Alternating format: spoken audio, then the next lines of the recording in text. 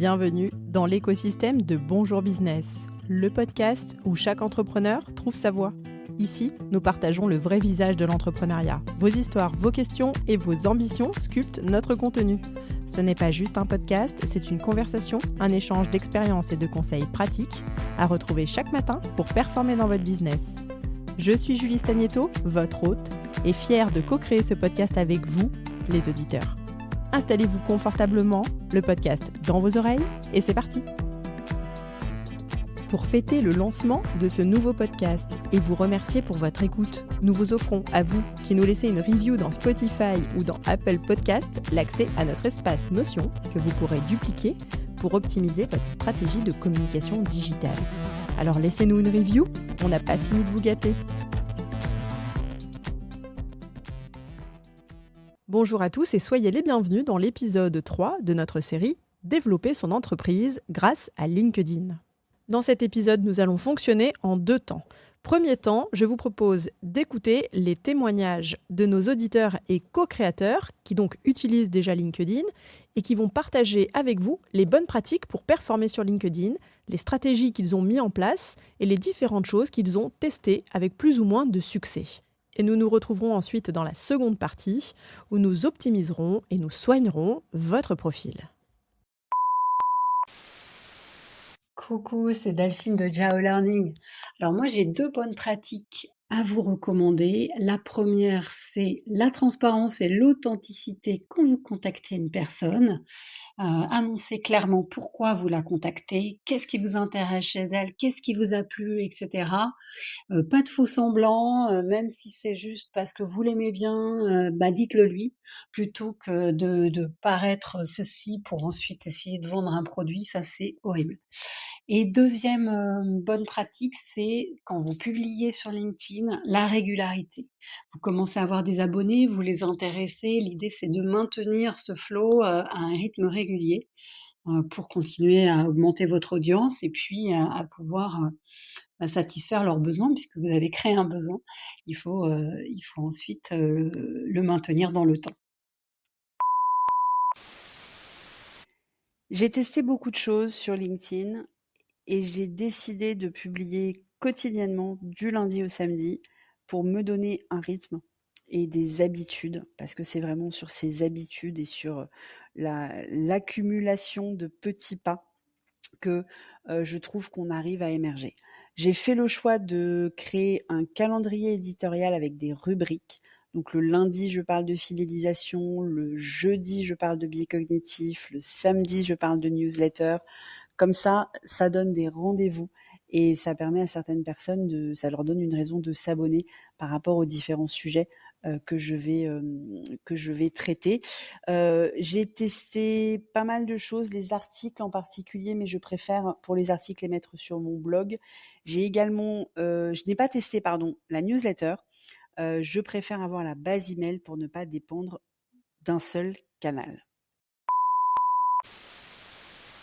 Alors, je pars d'un principe, c'est que la ligne éditoriale, c'est extrêmement puissant et ça n'est pas quelque chose qui est réservé, aux grosses entreprises ou aux gros journaux. L'erreur à ne pas faire, c'est de penser que quand on est entrepreneur, solopreneur, freelance, on n'a pas besoin de ligne éditoriale. Et pourtant, la ligne éditoriale, c'est ce qui cadre les prises de parole, sur LinkedIn et qui leur donne de la cohérence. Donc moi, je définis des territoires d'expression, c'est-à-dire les sujets sur lesquels je prends la parole. Je définis sans arrêt mes partis pris, j'appelle ça des grandes idées, ce sont vraiment les idées que je porte, ce sont mes convictions et je travaille différentes tonalités, celles qui me correspondent et qui me conviennent et après je m'entraîne et j'écris, plein de formats de posts qui respectent cette ligne éditoriale avec un gros travail en parallèle de connaissance de mes audiences et d'apprentissage de la psychologie parce que finalement tout ça c'est une histoire de gens, de personnes, d'humains et c'est nécessaire, de les connaître pour frapper fort et juste. Bonjour Business, c'est Nathalie. Si vous voulez le meilleur conseil, performer et réussir sur LinkedIn, la clé, c'est la régularité. Peu importe à quel rythme vous publiez, mais en tout cas, respectez ce rythme. Commencez petit et petit à petit, augmentez le rythme.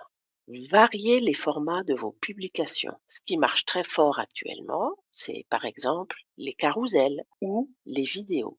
Ne vous prenez pas trop la tête. C'est vrai qu'il y a plein de bonnes pratiques à respecter, mais vous n'êtes pas un social media manager, alors faites comme vous pouvez. Surtout, la clé, c'est l'authenticité. Soyez vous-même, trouvez votre style et, par pitié, arrêtez de copier ce que tout le monde fait. Merci. Coucou, c'est Warda du podcast Pim ta marque. Aujourd'hui, je te partage 3 bonnes pratiques pour performer sur LinkedIn. Le premier, c'est la régularité.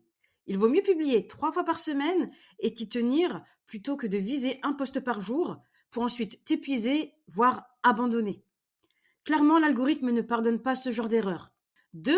Restez toi-même. C'est super important. Les membres de LinkedIn veulent savoir qui tu es vraiment et pas quelle image tu veux véhiculer.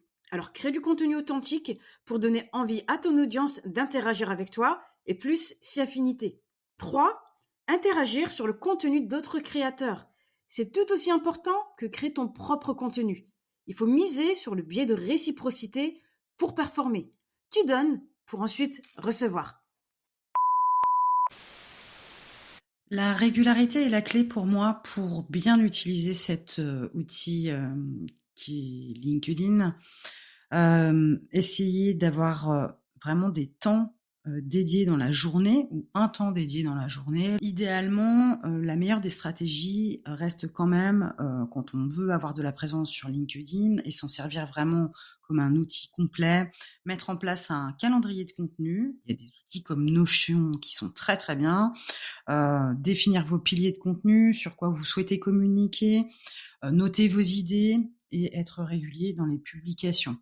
Démarrer petit, 1 fois, 2 fois et 3 fois, puis continuer. Il y a plein de super créateurs de contenu sur LinkedIn. Suivez leurs conseils. J'ai testé beaucoup de choses sur LinkedIn avant d'élaborer ma stratégie. Au début, je partageais seulement des contenus externes à la plateforme, le fameux « Allez lire cet article de blog, je vous redirige quelque part ailleurs que sur LinkedIn ».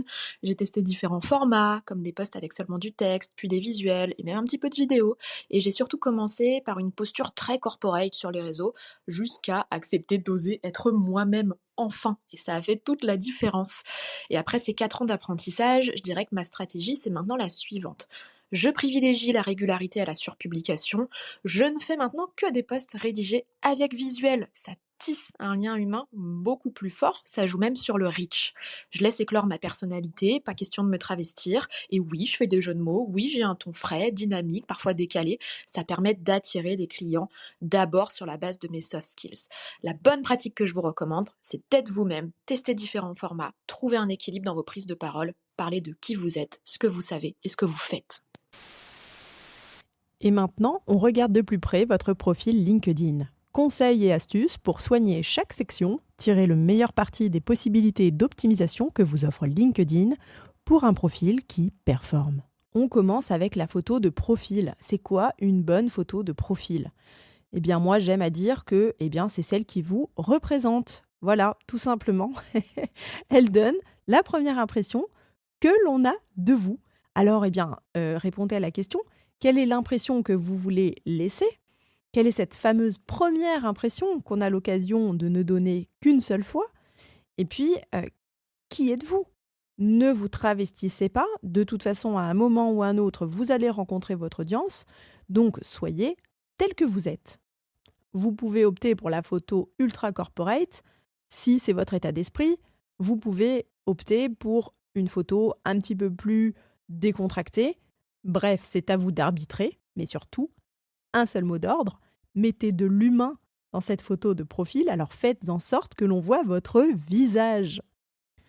On procède dans l'ordre et voyons maintenant votre bannière. Alors on évite le look flyer, parce que le 100% promotionnel, ça fatigue les yeux. Alors, vous pouvez opter pour une bannière qui est très graphique, qui va mettre en avant éventuellement votre proposition de valeur, ce qui fait que vous êtes unique. Ou alors, vous pouvez opter pour une photo de vous en action dans votre sphère professionnelle.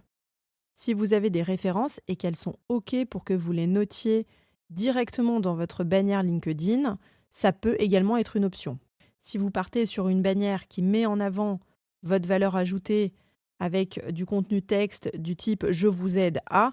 Alors surtout, soyez vigilants à ce que ça reste lisible. Beaucoup de bannières sont hyper surchargées, on ne comprend plus rien à ce que vous faites. Et très franchement, sur un réseau professionnel, c'est un peu dissonant. Voilà, il faut quelque chose d'un peu travaillé, il ne faut pas que ça ait l'air bricolé. On passe à votre titre de profil. Utilisez cette partie comme votre slogan personnel.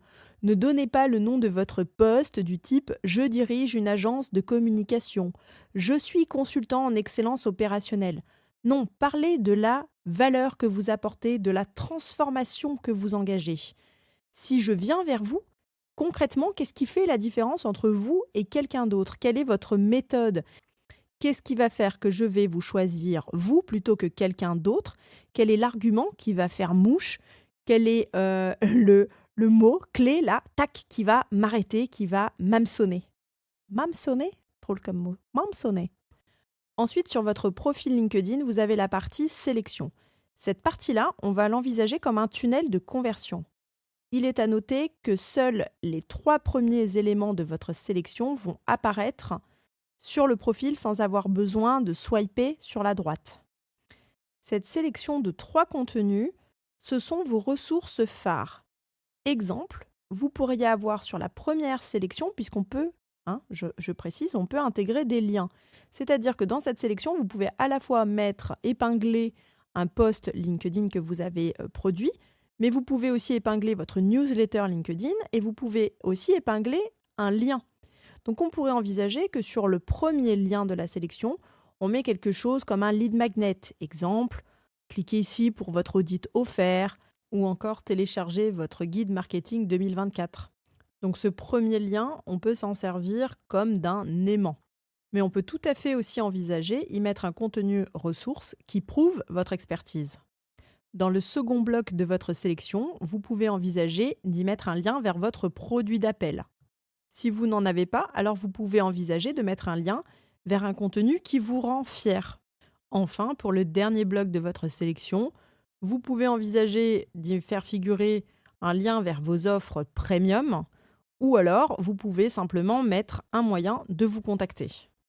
L'objectif de ces 3 sélections, c'est de les concevoir comme un mini site internet. Globalement, c'est un peu comme ça que vous devez aborder votre LinkedIn. Si on reprend depuis le début, on a eu votre photo de profil qui nous donne cette première impression. Ensuite, on a la bannière qui vient contextualiser qui vous êtes et ce que vous faites. La partie titre, donc que l'on va nous tourner sous la forme d'un slogan personnel qui va donc m'informer sur quelle est votre valeur ajoutée. Et puis ensuite, j'arrive sur cette sélection. Et à travers cette sélection, je vais encore affiner. Et il y a plusieurs façons de l'envisager. Et je vous laisserai faire vos choix. Je vous ai donné 2 types de sélection. Donc la première où vous avez vraiment une sorte de tunnel de conversion. Donc un lead magnet, un produit d'appel et des offres plus qu'on pourrait dire premium. Et la deuxième façon de l'envisager va davantage s'axer autour de la marque personnelle, puisqu'on va commencer par faire état d'un contenu qui prouve notre expertise. Ensuite, on va proposer un contenu dont on est fier. Et enfin, on va donner un moyen de nous contacter. Ceci est ajusté en fonction de votre audience, de votre statut, est-ce que vous êtes entrepreneur ou est-ce que vous êtes salarié, et bien entendu, de vos objectifs. On arrive sur la partie info, qui est une sorte de biographie. Là, vous allez parler de vous. Vous allez pouvoir expliquer pourquoi vous êtes là, qu'est-ce que vous apportez, et puis, pourquoi pas, donnez-moi des raisons de vous contacter. Pourquoi est-ce que je devrais m'attarder sur votre profil et pourquoi devrions-nous entrer en contact? Cette section est la plus longue puisque vous disposez de 2600 caractères. Une astuce, profitez de toutes ces sections pour positionner les mots-clés sur lesquels vous voulez être découvert. Et on arrive à la section expérience. À cet endroit-là, vous allez noter les postes que vous avez occupés. Alors, astuce, là encore, évitez de noter votre poste comme il était noté sur votre fiche de paye. Parlez plutôt en termes de résultats obtenus. Les sections suivantes sont encore assez nombreuses, donc je vais passer un petit peu plus rapidement. Vous avez la section formation, où là, vous allez noter tous les diplômes que vous avez obtenus. Vous allez pouvoir également indiquer l'établissement, donc ça peut vous mettre en relation avec les anciens étudiants. Ensuite, vous avez une section licence et certification, où vous allez pouvoir noter des certifications qui ne sont pas forcément en lien avec une école. Vous avez une section bénévolat, pour afficher vos actions bénévoles. Et puis, vous avez une section compétences, où là, vous allez pouvoir noter quelles sont les compétences dans lesquelles vous avez une expertise. Et les utilisateurs LinkedIn pourront approuver que vous avez ces compétences en indiquant qu'en effet, ils ont pu constater, et donc ils corroborent, que vous avez bien les compétences que vous avez vous-même mentionnées, en sachant qu'ils peuvent également en ajouter. Mais la partie la plus intéressante se trouve juste en dessous, il s'agit des recommandations. Et là, les recommandations, c'est un peu comme les étoiles sur les sites d'avis. Eh bien, ça rassure et puis ça donne aussi des éléments de contexte, puisque le plus souvent, bien sûr, les gens qui vous recommandent écrivent un petit texte pour indiquer ce que vous avez apporté, en quoi vous les avez aidés, en quoi vous avez été bon. Et ça, c'est un très bon signal envoyé à vos futurs clients. Voilà, et maintenant que votre profil est tout beau, tout prêt, vous allez pouvoir développer votre réseau en commençant par des connexions initiales. Alors, très simplement, connectez-vous avec des personnes que vous connaissez déjà ou alors suivez des comptes qui vous inspirent. À noter que vous n'êtes pas obligé de vous connecter aux personnes que vous ne connaissez pas. Vous pouvez simplement cliquer sur le bouton « Suivre » pour vous abonner à leur contenu. Vous allez pouvoir également rechercher des nouveaux contacts. Pour ça, la fonction « Recherche » est à votre disposition pour vous connecter avec des professionnels. Alors, vous pouvez faire un tri par domaine ou alors par région ou même par ville. Vous pouvez personnaliser vos invitations en expliquant pourquoi vous souhaitez vous connecter, en sachant que c'est complètement contre-intuitif, mais les invitations sans texte transforment pour le moment mieux que celles qui expliquent le pourquoi du comment on veut se connecter. Alors moi je suis d'avis que c'est parce qu'elles sonnent moins commerciales lorsqu'il n'y a pas d'explication. Vous avez également la possibilité de rejoindre des groupes LinkedIn. Alors personnellement, j'en suis quelques-uns. Je suis sur quelques groupes LinkedIn et je trouve que c'est quand même beaucoup moins performant que sur Facebook. Il fallait bien que je le dise une fois, Facebook est plus performant que LinkedIn, en tous les cas sur la partie des groupes. Et je vous attends demain pour notre 4e épisode intitulé « L'effet cumulé ». Voilà, un titre que je veux volontairement énigmatique pour que vous reveniez demain l'écouter. C'est une stratégie. J'en profite pour remercier les intervenants et co-créateurs de ce podcast dont vous retrouverez les coordonnées en description de cet épisode. Je vous remercie pour votre écoute et pour votre présence. Je vous dis à demain et n'oubliez pas, c'est un podcast co-créé. Rendez-vous sur bonjourbusiness.fr pour faire partie de l'aventure. À demain. Ne partez pas, j'ai besoin de vous. Donnez-nous vos conseils et témoignages entrepreneuriaux sur bonjourbusiness.fr. Prenez le micro et rejoignez les co-créateurs. Abonnez-vous pour retrouver les prochains épisodes directs dans votre bibliothèque. Chaque avis que vous postez sur Apple Podcast nous permet de vous offrir l'accès à notre espace Notion exclusif. Pensez-y. On se retrouve de l'autre côté. Merci pour votre présence.